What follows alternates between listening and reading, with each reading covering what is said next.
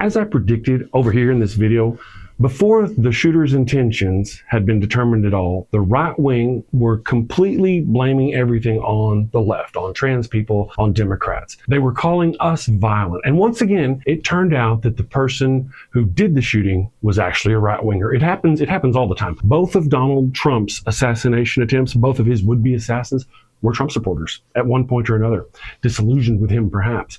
But here we see it again, once again with Charlie Kirk. No sooner had the shell casings hit the ground and the conservatives are blaming the people on the left. And I noticed that Charlie Kirk's wife came out and she's saying that that they don't know what they've unleashed here in America. Who is she talking about?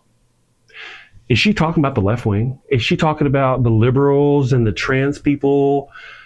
Is that who she's talking about? Or are the people on the right attributing Charlie Kirk's murder to the right, to Nick Fuentes and to the ultra-right?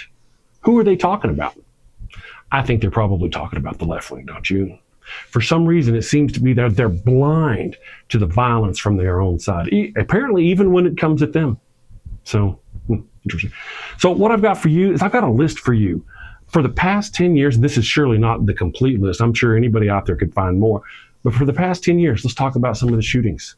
White, right-wing men tend to be the shooters almost every time. They're either going after kids in school. What is it with kids in school that right-wing people really? Not only do the shooters often tend to be on the right, I mean, almost every time as far as I know, is the school shooters, but the people who defend them, the people who refuse to do anything about it, the people who don't want any reasonable gun control laws are also on the right.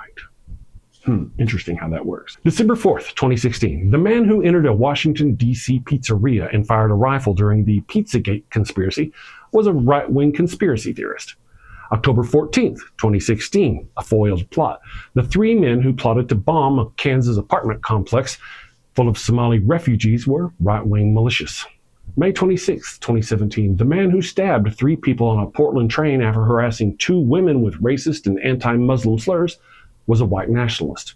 August 12th, 2017, the man who drove his car into counter-protesters in Charlottesville and killed Heather Heyer was a white supremacist, which equals conservative these days. They've embraced each other. October 27th, 2018, the man who murdered 11 Jewish worshippers at the Tree of Life Synagogue in Pittsburgh was a white supremacist.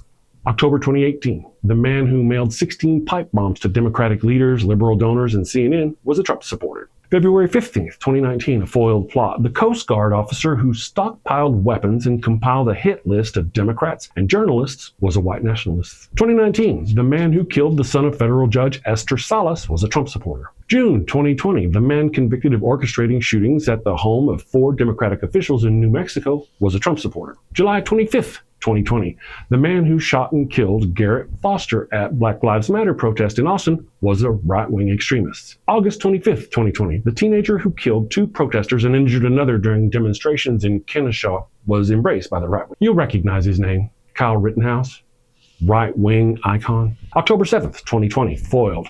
The men who conspired to kidnap Michigan's Democratic Governor Gretchen Whitmer were right-wing extremists. January 6, 2021, the mob that stormed the U.S. Capitol, assaulted police officers, and hunted for lawmakers were Trump supporters. The men who wanted to hang Mike Pence on January 6th were Trump supporters. Mike Pence, I hope you're going to stand up for the good of our Constitution and for the good of our country. And if you're not, I'm going to be very disappointed in you. I will tell you right now. I'm telling you what, I'm hearing that Pence just caved. No. Is that true? I'm hearing reports that Pence caved. No. I'm telling you, if Pence caved, we're going to drag through the streets. You politicians are going to get drugged through the streets. Yes. I guess the hope is that there's such a show of force here that Pence will decide to do the right thing, according to Trump. Bring it on! Bring